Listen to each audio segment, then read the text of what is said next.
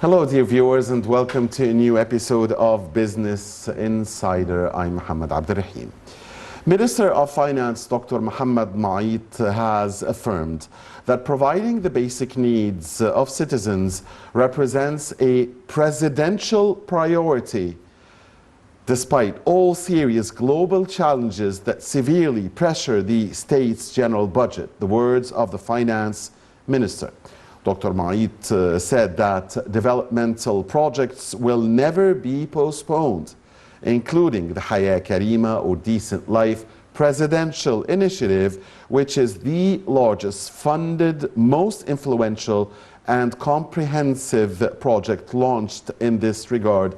Again, the words of the Minister of Finance. He stressed the government's keenness on adopting societal dialogues on the budget to determine public spending priorities. We will be talking in this episode, dear viewers, about the way forward and the importance of developmental projects, of social justice oriented projects like the presidential initiative Decent Life or Hayat Karima, and about SMEs and the role of developmental projects and SMEs in the way forward in the Egyptian economy. This in the company of our dear guest here in the studio, Dr. Zainab Nawar, Professor of Economics. Dr. Zainab, a very good evening to you. Thank you so much. Thank you for joining us. Thank you for coming here. Allow us, with our dear viewers, Dr. Zainab, to watch this report prepared by our colleagues on the topic of tonight's episode, and then come back to continue our discussion.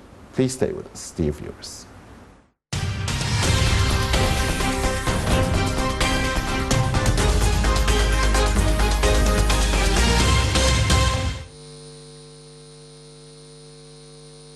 The government is keen on continuing the implementation of the Decent Life project despite all challenges, as it is considered as the 21st century project. Decent Life project seeks to unify efforts of all the state's institutions in cooperation with the civil society, the private sector companies, and the development partners inside and outside Egypt in the sustainable development field.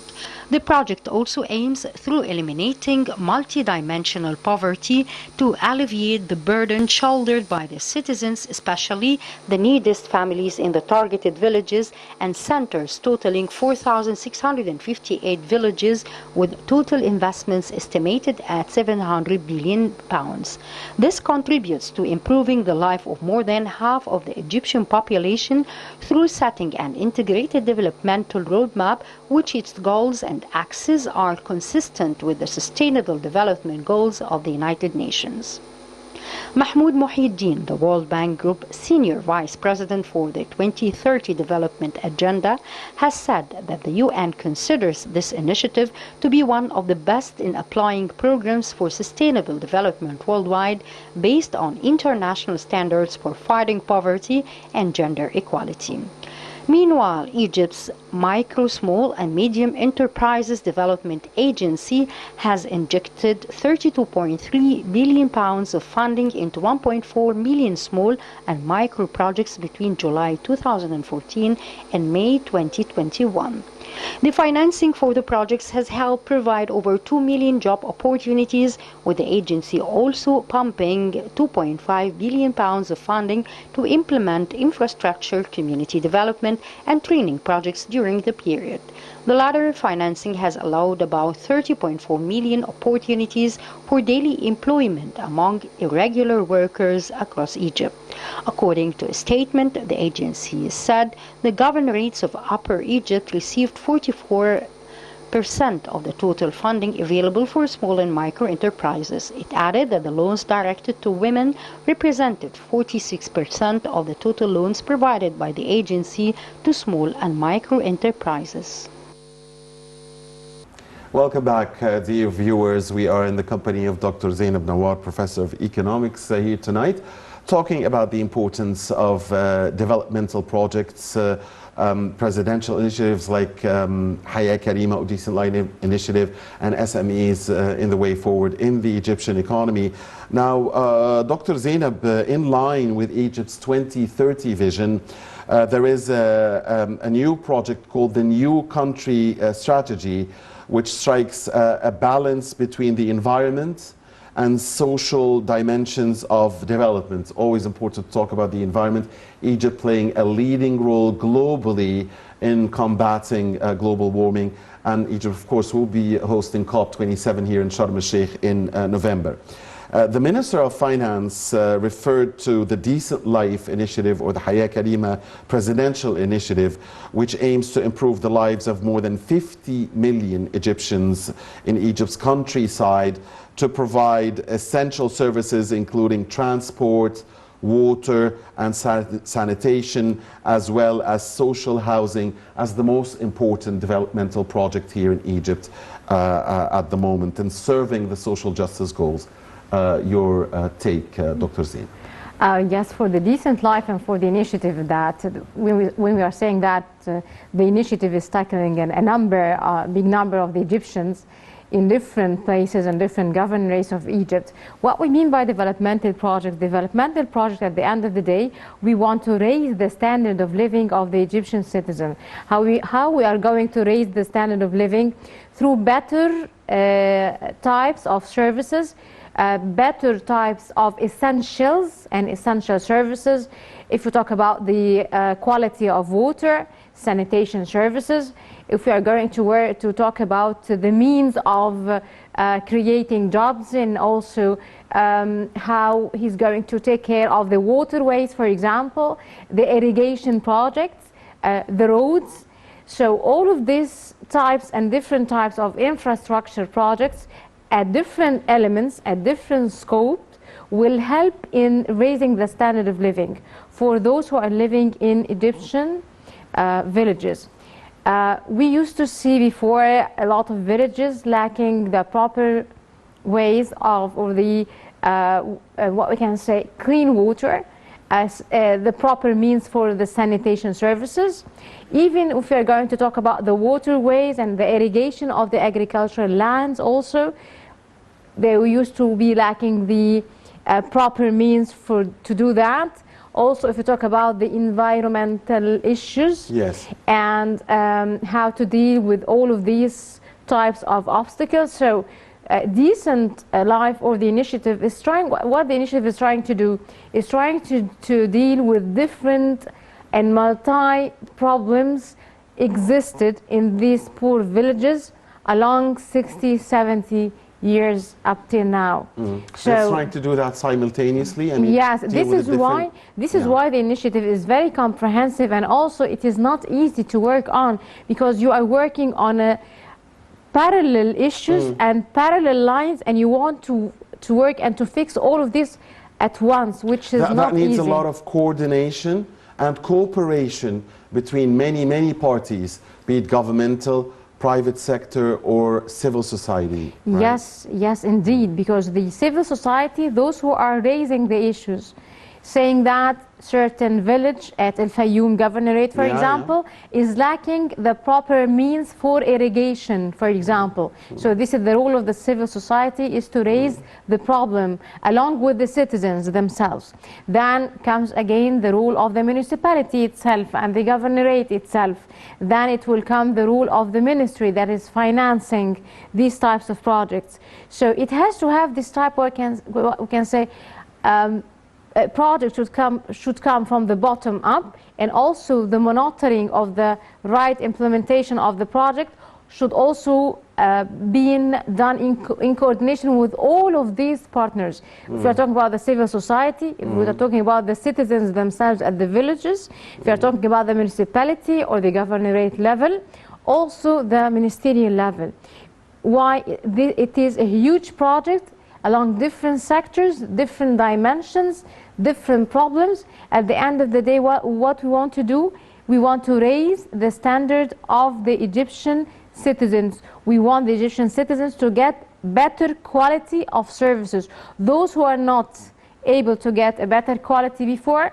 So through decent life, better quality of life by all means. Getting the, what we can say, clean water, this is a better quality of life. Of course. Getting sanitation services, this is a better quality of life. Better health services. Of course.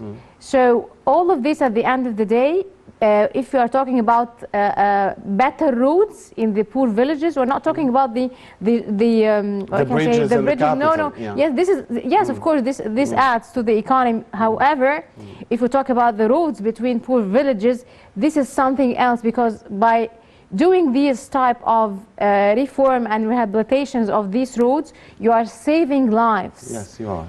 So at the end of the day, the decent life means better quality, and this should be the main focus of those who are working on the whatever more schools in rural villages. Yes, getting the projects to do the also to search about the proper needs, and also to be keen for the what we can say, there should be some sort of monitoring of the financing of these projects, so there is no leakages, there is no money that is wasted for some of the purposes of the our projects that are not needed for the time being. So priorities also is very important, and setting the priorities and setting the true needs of the citizens of these villages is very important. Very important point, Dr. Zainab.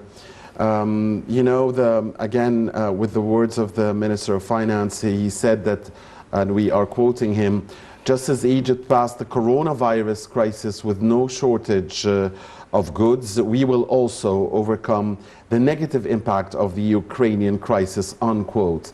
You mentioned Fayoum, by the way, the minister's words came during an open dialogue with university students, civil society members and lawmakers in Fayoum governorates, and they were celebrating the success of what's called Egypt's participatory budgeting experiment. So, yes.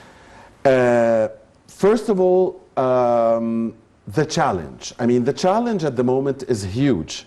The Russia-Ukraine war has caused a global crisis. So, despite that, Egypt is proceeding with implementing the developmental projects that serve its vision. So, how difficult is the challenge at the moment? Yes, I will tell you something. We are facing a huge challenge. Why we are facing this challenge, I don't like to tell this, but these are facts. The time of Corona, the issue was that there was a lockdown, and the main issue that China, one of the main exporters of raw material to the rest of the world, and before that it was the struggle and the trade war between the US and China. Right. So we are mainly talking about two of the main, what we can say, main players in the international scene. They are just fighting for exports and imports and all of this. And then we have the Corona and the lockdown. Why the crisis of Russia and Ukraine? And Ukraine, yeah, it became so big, because the crisis and the result of this war, before this war, yes, we used to have a crisis, but the world were able to deal. But the war between Russia and Ukraine, it brought a new crisis, which is the lack of essentials, the lack of wheat, the lack of energy. So you started to talk about a different challenge. We used to have a challenge in the time of Corona and COVID and all of this, but now we have a challenge of the necessities. And this is when we talk about the decent life and increasing the quality and enhancing the quality of the Egyptian citizen. One of the main pillars to enhance the quality of life is to provide citizens with the proper food and the proper means to get whatever the type of food that they are eating. So the war had brought another crisis to the world, which is maybe some of the countries now are trying to thinking that we will not be able to feed our citizens, which is a crisis by itself. Yeah, one of the biggest crises. Providing essentials, providing food, proper food, oil, energy, especially that there is a big wheat, difference between the two crises. Yes. I mean, at least in the coronavirus crisis, the world was united in facing up to the pandemic. So, but now, I mean, the political will, the global political will isn't there. The world is not united when it comes to solving the Russia-Ukraine crisis. Yes. So this makes it a much more difficult crisis to overcome. It's the theory of hegemony. You know, the U.S. and the politicians at the U.S., they said there should be only one political power to govern the world. And this is their theory till now. So now they will not accept other powers being in the scene, and this is the type of the struggle that we are seeing now. So this is why we have the world being divided, and also the struggle right now, it's not between Russia and Ukraine, it's between Russia and Ukraine and still US at the scene, and you have China at the scene also. So you have a struggle between the three main players who are governing the world, dividing the world. So you can imagine the amount of disaster. Once again, we'll go back to the part of the essentials. So this is the main challenging that we are facing now in Egypt, is how to make sure that we will provide with the essentials. Has assured that there will be no shortage. But for how long? I mean, if the crisis, if the Russia-Ukraine crisis continues for years, I mean, that would be disaster for the world. Yes. And you cannot imagine to what extent that the Russian economy is so powerful. I'm sorry that most of our, even for us as economists, we used to focus on China and US and Europe, and we didn't tackle that Russia is one of the most powerful economics ever, with the huge potential of resources. This is a gift from the God once again. Energy, yes. Energy resources. So how we are going to deal with this, and this is why the Minister of Finance and also a lot of speeches that have been said that in Egypt we are trying to what I can say, guarantee that we can provide the essentials for a number of months, for example. This is why there is now what we can call some sort of pricing, and we can call it like prices to be set for the next wheat production for the farmers. So the government is doing this to encourage the farmers to plant wheat, and then the government to collect this as part of dealing with the crisis. So the government is trying to combat inflation at the same time. And this we need to go back to the agriculture sector. We need to go back and to focus with the Egyptian farmer and to see what are the problems and to build on them, because this is the future now. You cannot depend on the international economy. I will get to that very important point about the agricultural sector in a few minutes, Dr. Zeina, but allow me, as we are watching a video from the Hayya Karima, or Decent Life initiative, presidential initiative project, the government's keenness on involving women is obvious, and plans are already ongoing, implemented to empower girls and women in poor villages listed in the Hayya Karima initiative. Your comment on that, the significance of that. This is very important. This is very important and very essential. I'm sorry to tell you, I used maybe 10 years ago, I went to some villages in Al-Fayoum, poor villages in one of the markets there in Fayoum. I used to see only in the village women and girls, and I didn't see men. Where's the men in these villages? They are just left the country, and they are working in some of the Arab countries and whatever. And even the women themselves, they don't know what happened to them. So if we want to deal with the poverty, we have to start with empowering women, and to work on this on also multi areas and different dimensions. First, we have to work on the issues related to the education, to health, and also awareness, raising awareness, encouraging them to work, because some of these women are hopeless and they don't know what to do. Develop their skills, give them training. Because they don't have skills and they don't know what to do, so they are so depressed. We should go to them, we should talk to them, we should also empower them. I guess like the textile industry, where there are some projects in that field, right, for women and for girls. which is good. and education. Textile, education. yes, textile, it's something else. I'll tell you why. If you want to empower women inside poor villages, so there are handicraft work and all of this type of handicraft works and all of this handmade work, that we can empower them to work on that. And this has happened in some of the villages in Egypt, but others, we still need a lot to be done to them. Textile and textile work and all of this is through bigger factories, and also this is a different scale. Maybe if we have in a certain governorate, we have an industrial zone, for example, and this industrial zone, there are a set of factories working on this type of textile work. So we may, of course, encourage women to work on this type of economic activity. We have plenty of work that women can be engaged in, and this is very important if we like to fight truly poverty, because we still have poverty in some of our poor villages, and this is the Decent Life should try to work on how to bring knowledge, how to bring awareness, how to help people in these areas and these poor villages to deal with what we can say. I don't want to tell that we have the crisis going down into the deep of the society, because for any crisis it goes down into deeply for the society. So maybe we can say that those are the poorer scale of any community. They will be also feeling what's happening in. Yeah. So how to support them, how to help them, how to provide them with the proper tools that will get them out from the poverty trap. And this is the true challenge of the Decent Life.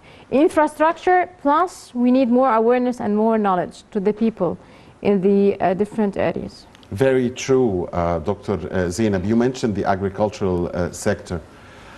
I want to go back to that now. How important is it in the developmental projects? How important is it as far as our needs as a society goes? How important is it as far as the labor market goes? Especially at these times. Yes, for a number of years, unfortunately, we didn't. We focus on industry at the expense of agriculture. Yes, and we didn't focus on agriculture at all. And also we didn't focus on how to do a proper planning, and also to encourage farmers to do a plantation for some of the products, for example, agricultural products. And we didn't focus on SMEs.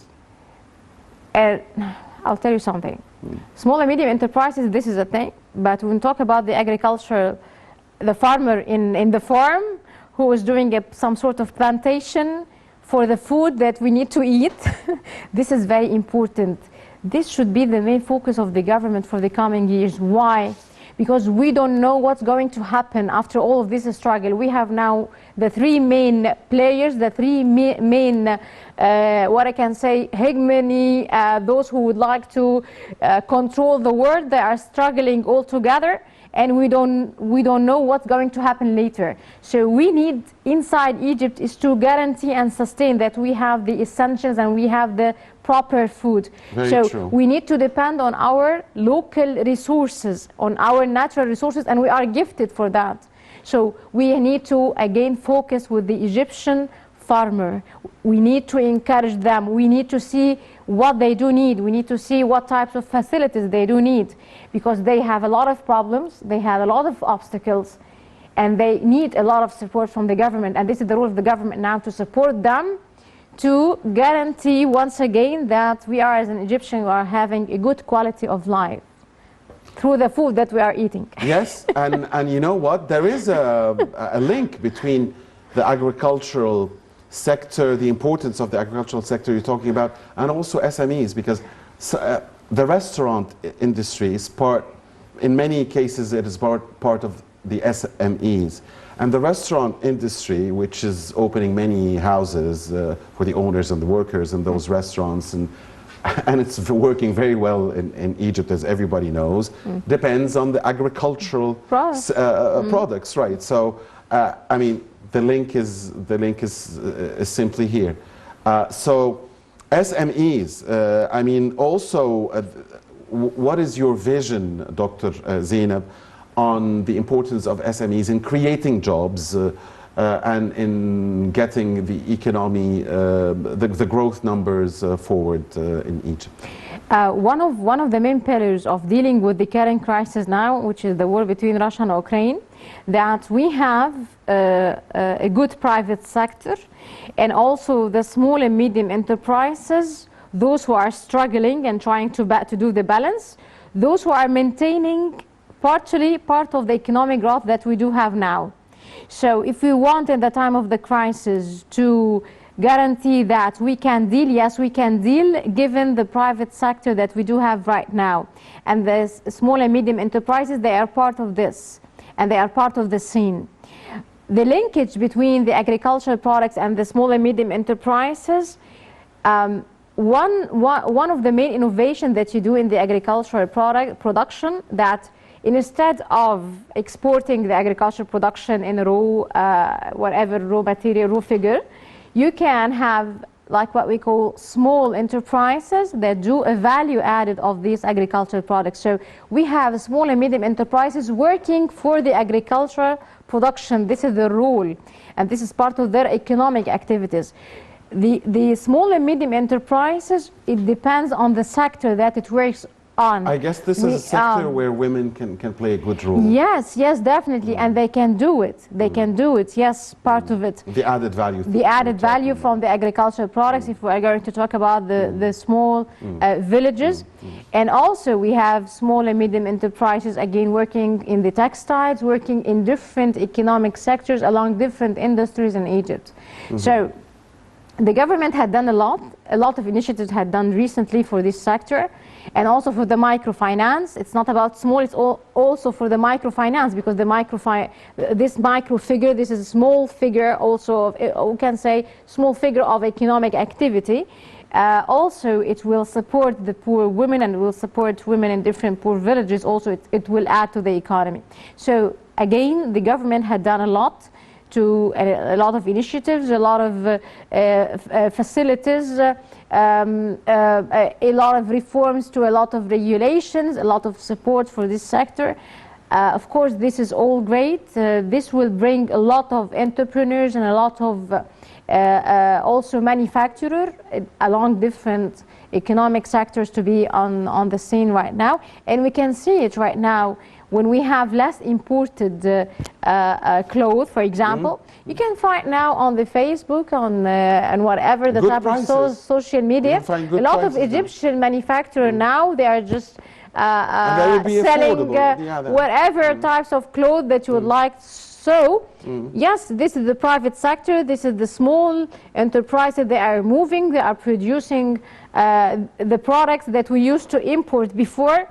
So yes, there are add value, yes, there is something a lot to be added to the economy, creation of jobs. So yes, it all adds to the economy. It's a very comprehensive steps, comprehensive stages. It's not an easy thing to achieve development or economic growth. A lot of coordination and a lot of failures, and a lot of success. Yeah, very true. You have to fail, and then you will succeed later on. Why? Because you are facing a lot of challenges.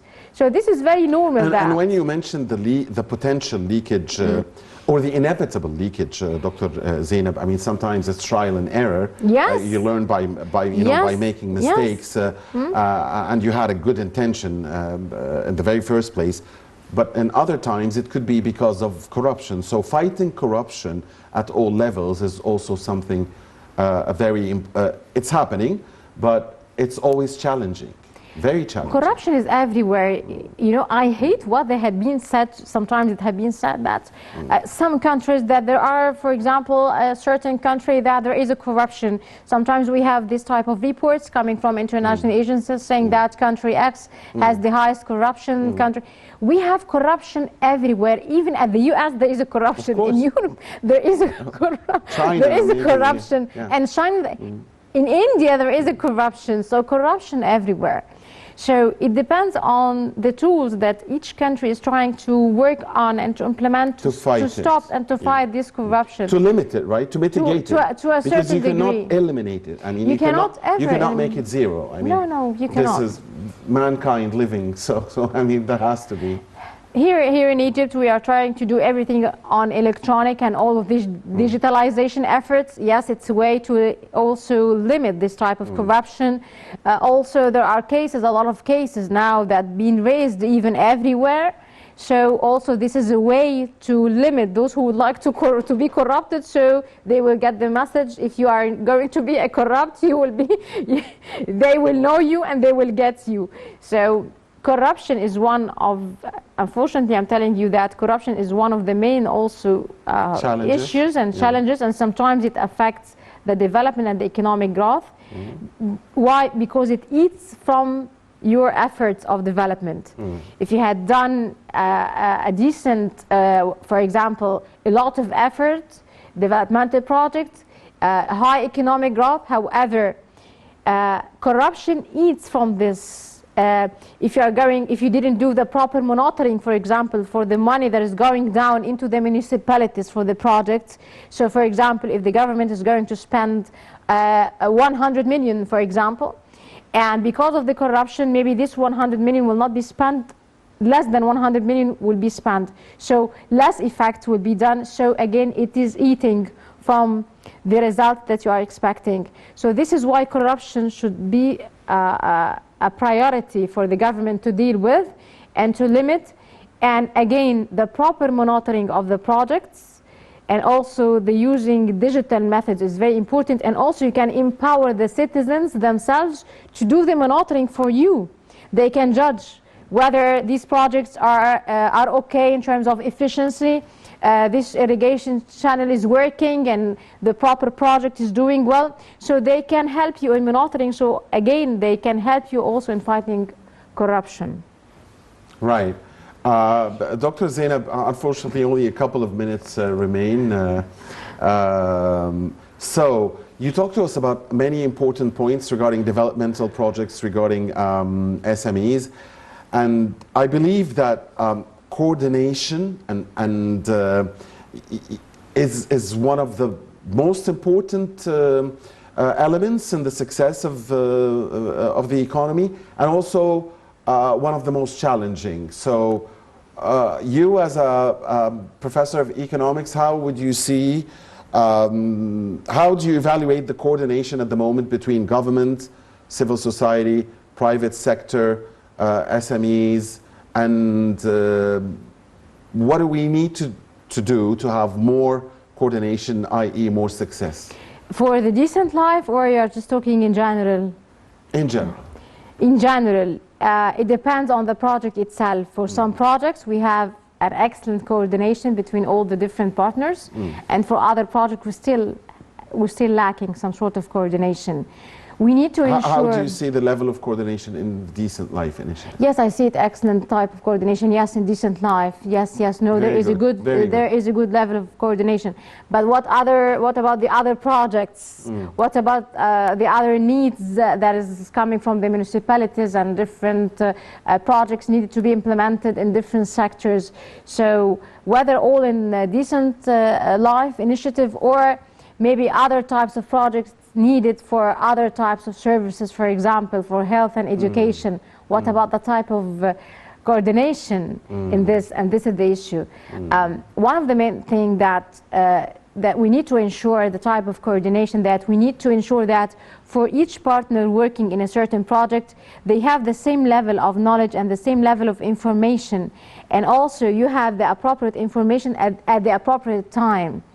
And also there should be what we can say plans agreed on with implementation, and with different steps on implementation and agreed steps. And we should all coordinate in this, and we should all have the same level of knowledge to ensure that we are working on the right direction. It's not easy. It needs also a lot of practices between different ministries. And I liked it when you said you're going to do a lot of good things and a lot of right things and a lot of wrong things. I mean, yes, because all of the people they're just saying that every project should be successful 100%. Should be perfect. Nothing. There is nothing called 100%. Especially when we talk about development, we have to accept some sort of failures as a result of anything happening.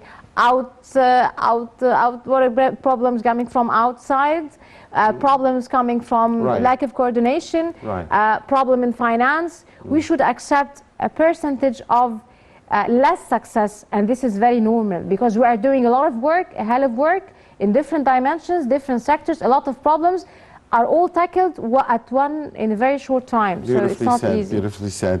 Yeah. Thank you very much, Dr. Zainab Nawar, Professor of Economics. Always a pleasure to have you with us. Hope to see you again. Dear viewers, this is all for this edition of Business Insider. Next week, same time, a new episode. Please stay with Nile TV International. Goodbye.